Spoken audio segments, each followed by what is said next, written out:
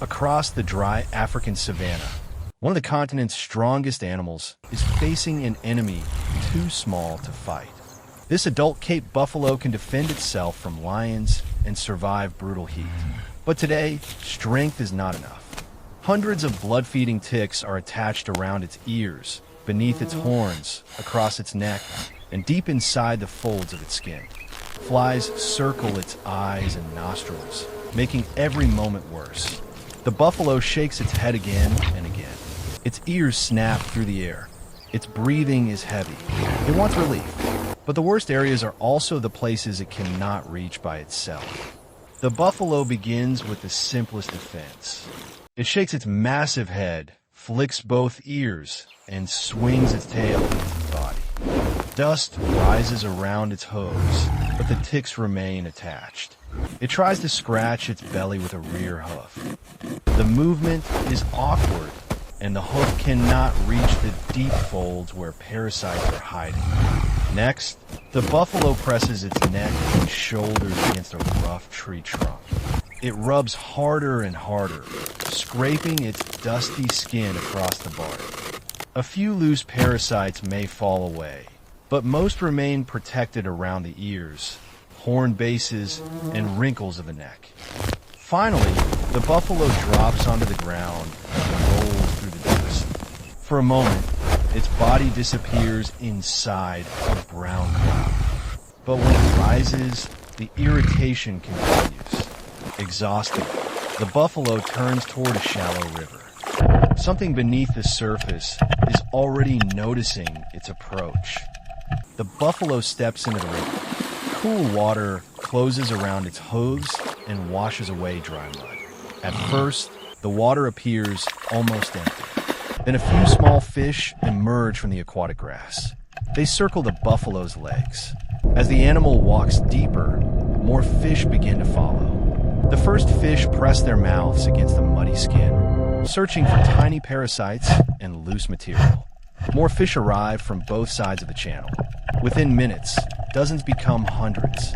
By the time the water reaches the buffalo's belly, a dense school surrounds its lower body. From the hooves to the knees, thighs, belly, and groin, almost every underwater surface is being inspected. The buffalo entered the river looking for relief. Now an entire cleaning team is gathering beneath it. The fish work without stopping. They move along the buffalo's ankles and knees, then higher toward the thighs and belly. Each fish searches a small area before moving aside. When one fish leaves, another immediately takes its place. Where parasites are concentrated, several fish gather around the same patch of skin. They carefully pull at anything attached, then move on. From below, the school looks like a living carpet. Hundreds of small bodies flow around an animal many thousands of times larger than any one of them. At first, the buffalo reacts to the unfamiliar contact. It lifts a leg and sends water splashing across the river. The fish scatter for only a moment. Then they return. Slowly, the buffalo relaxes. Its hooves settle into the riverbed, and the fish continue their work. But one problem remains.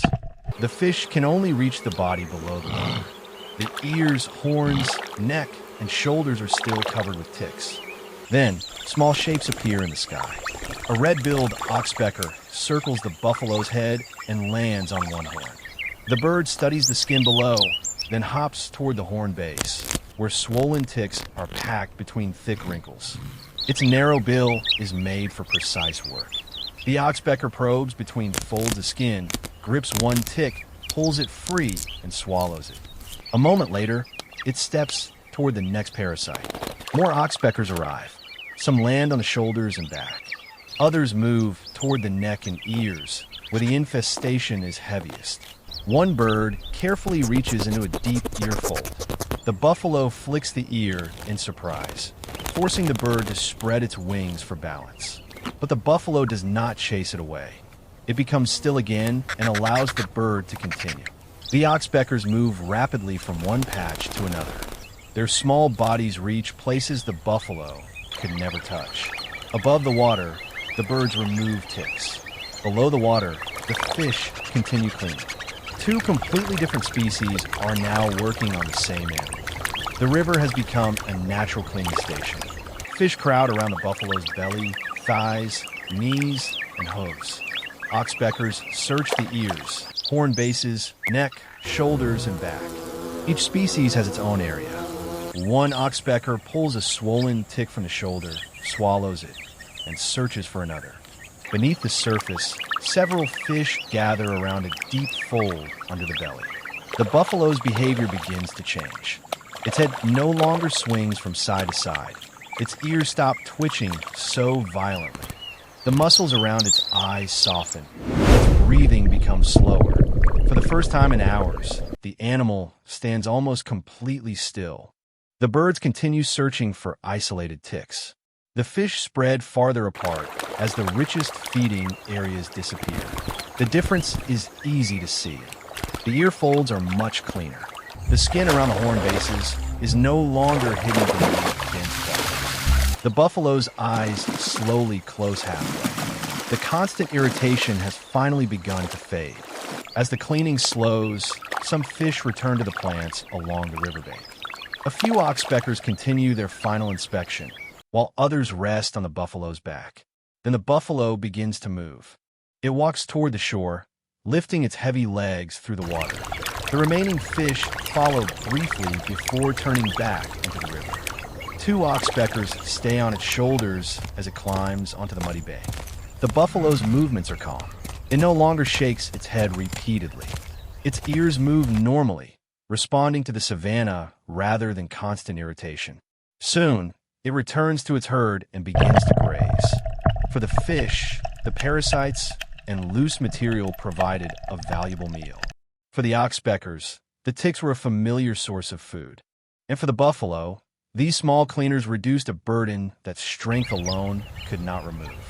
Nature is often described as a world of danger and competition. But survival is not always about fighting. Sometimes a giant depends on fish beneath the water. Sometimes it depends on birds standing on its back. And sometimes balance is maintained through simple partnerships between animals that could not be more different.